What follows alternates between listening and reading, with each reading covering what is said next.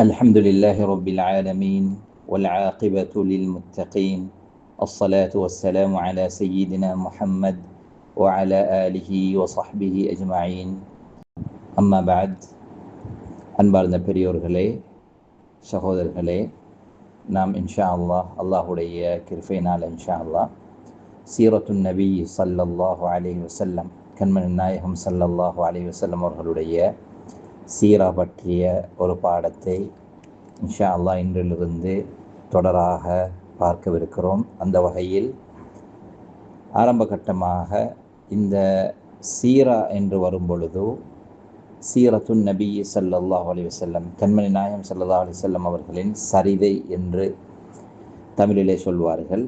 இந்த சீரத்துன் என்ற இந்த ஒருமை சொல், இதனுடைய பன்மை சியர் என்று சொல்லப்படும். பொதுவாக சரிதைகள், ஒருவருடைய சரிதைக்கு இந்த சீரா என்ற அரபு பதம் பயன்படுத்தப்படுகிறது.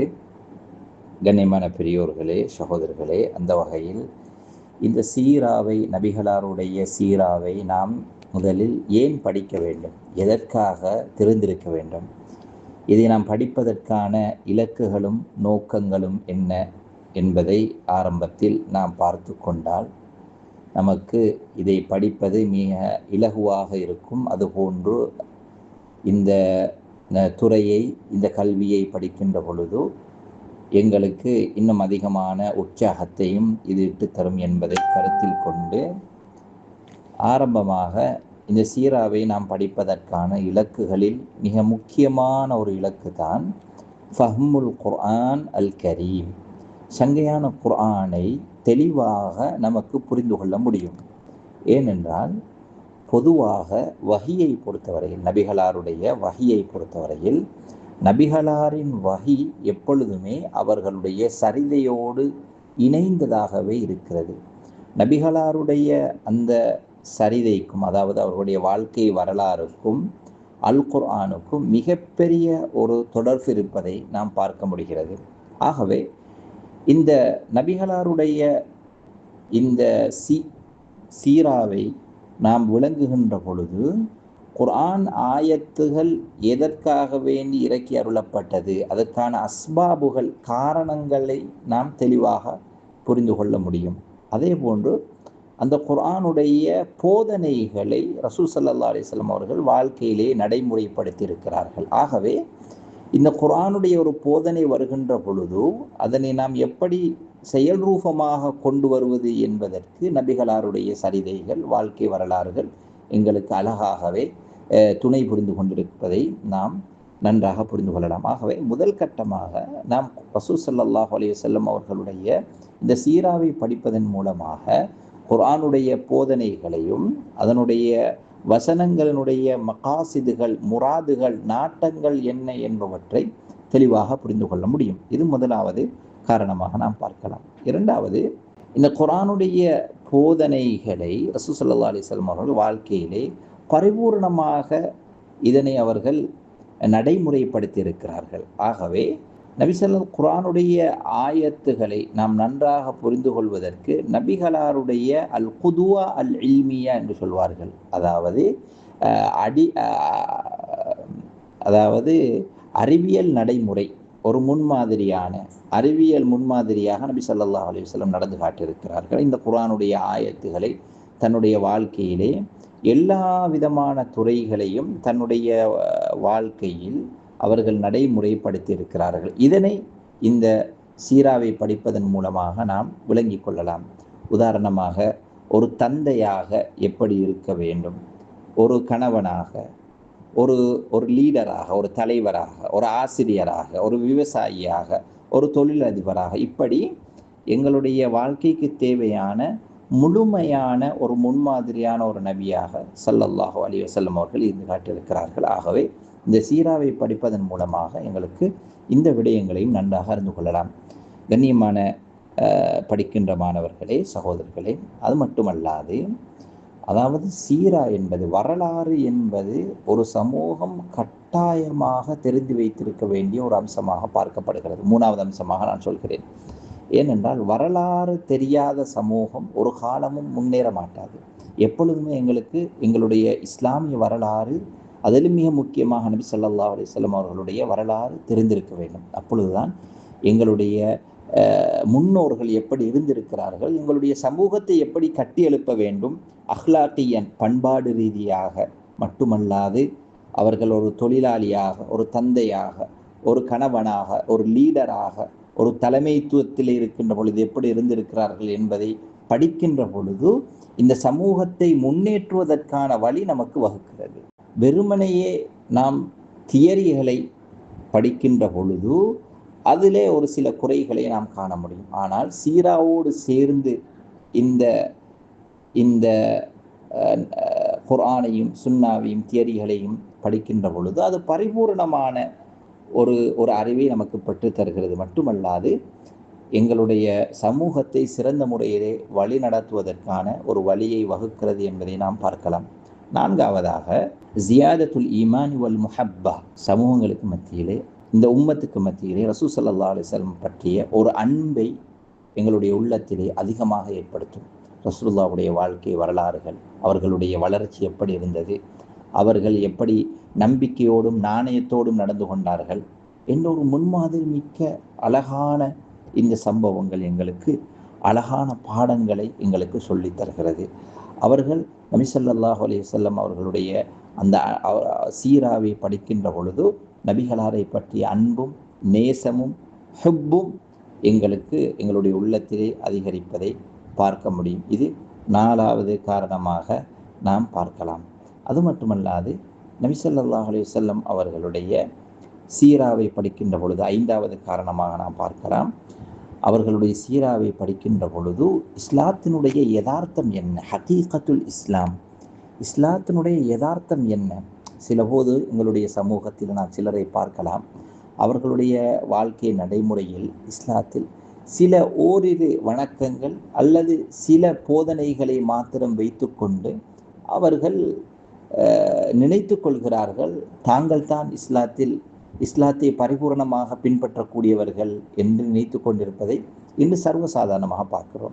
சிலரை பார்க்கிறோம் ஆடையோடு, அல்லது சிலர் ஒரு சில வணக்கங்களோடு, அல்லது ஒரு சில செயற்பாட்டுகளோடு இஸ்லாத்தை பரிபூர்ணமாக நினைத்து கொண்டிருக்கிறார்கள். இன்னும் சிலர் பள்ளியோடு மாத்திரம் அவர்கள் இஸ்லாத்தை புரிந்து வைத்திருக்கிறார்கள்.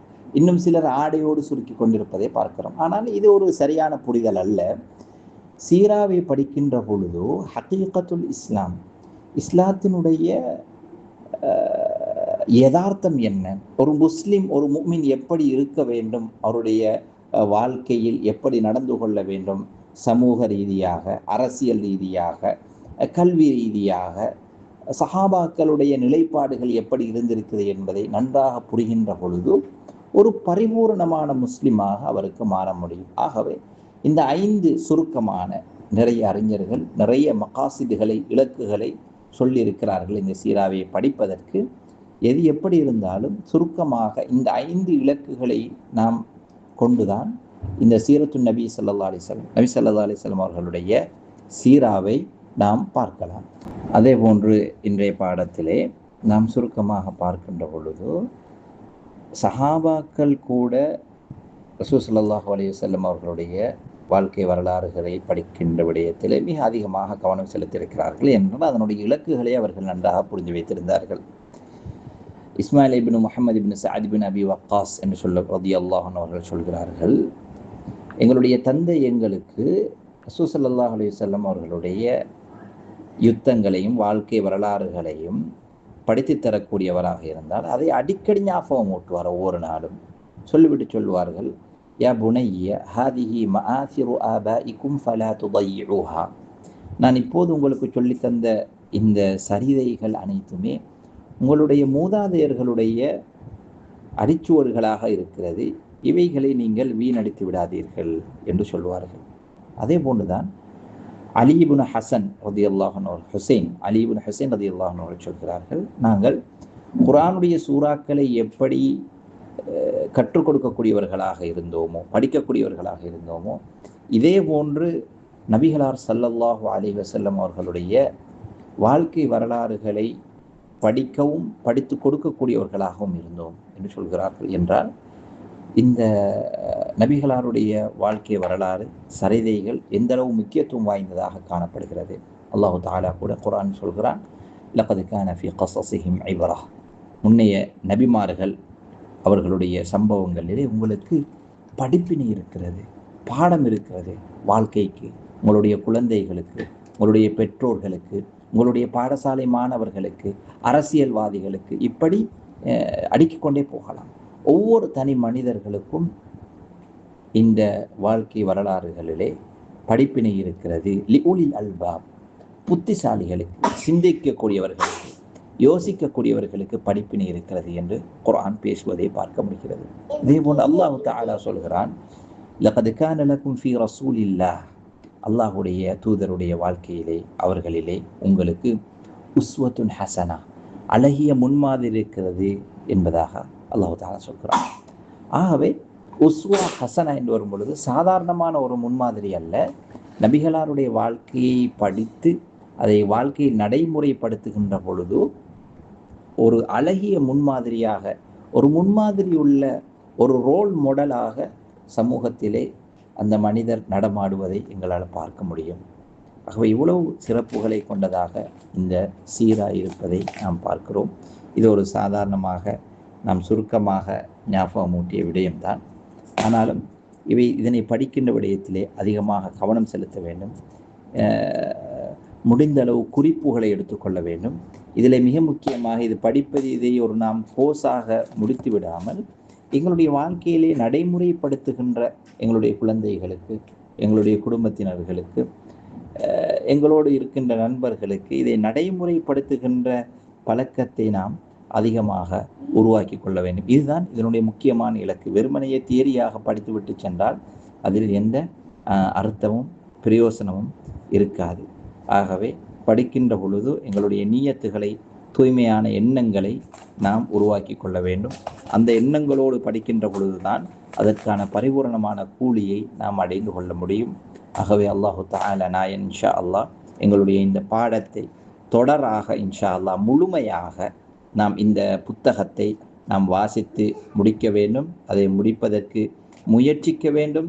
என நாம் படிக்கக்கூடிய இந்த பாடம் தக்ரீதாத்து சீரத்தின் நபவிய்யா ஸல்லல்லாஹு அலைஹி வஸல்லம் அவர்களுடைய சில குறிப்புகள், ஒரு சுருக்கமான புத்தகமாகத்தான் இது எழுதப்பட்டிருக்கிறது. மிகச் சுருக்கமான ஒரு புத்தகமாகத்தான் இது எழுதப்பட்டிருக்கிறது. முடிந்தவர்கள் இந்த புத்தகத்தை வாசித்து இஷ்ஃபாக் மௌலவியினூடாக இந்த புத்தகத்தை படிக்கின்ற பொழுது இதனை வாங்கி மனனம் செய்து கொண்டால் மிக இலகுவாக இருக்கும். சிறிய குழந்தைகளுக்கு இதனை லேசாக மனனம் செய்து கொள்ள முடியும். ரசூலுல்லாஹுடைய வாழ்க்கை வரலாறுகளை சுருக்கமாக தரப்பட்டிருக்கிறது. அதே போன்றுதான் இந்த புத்தகத்தினுடைய ஆசிரியருடைய பெயர் தான் மூசா இப்னு ராஷித் அல் ஆசிமி என்று சொல்லக்கூடிய ஒரு ஆசிரியர். இவருடைய அல்லுல் மக்னூன் ஃபி சீரத்தின் நபியில் மஅமூன் என்று சொல்லப்படுகின்ற, அதாவது முத்துக்கள் என்று சொல்லப்பட்ட ரசூலுல்லாஹுடைய வாழ்க்கை வரலாற்றிலிருந்து எடுக்கப்பட்ட முத்துக்கள் என்னுடைய சுருக்கம் என்ற புத்தகத்திலிருந்து மிக சுருக்கமான சில வாழ்க்கை வரலாறுகளை இங்கே எங்களுக்கு பாடமாக அவர்கள் கொண்டு வந்திருக்கிறார்கள். ஆகவே இதனை நாம் இன்ஷா அல்லாஹ் முழுமையாக படித்து இதன் மூலமாக பிரயோசனம் பெறுவதற்கு முயற்சிப்போம். வல்ல நாயன் அல்லாஹு தஆலா இந்த பாடத்தை சொல்லித் தருகின்ற எனக்கும் இதை கேட்கக்கூடிய கண்ணியமான உங்களுக்கும் அல்லாஹு தஆலா பிரயோசனம் உள்ளதாக ஆக்கி அருள் புரிவானாக. وآخر دعوانا الحمد لله رب العالمين والسلام عليكم ورحمة الله وبركاته. அதோடு இன்ஷா அல்லாஹ் எதிர்வரக்கூடிய பாடங்களை இன்ஷா அல்லாஹ் முடியுமானால் இன்ஷா அல்லாஹ் உங்களுக்கு வீடியோக்களோடு தருவதற்கு முயற்சி செய்கிறேன் இன்ஷா அல்லாஹ். ஜஸாக்குமுல்லாஹு கைரன். வஸ்ஸலாமு அலைக்கும் வரஹ்மத்துல்லாஹி வபரகாத்துஹு.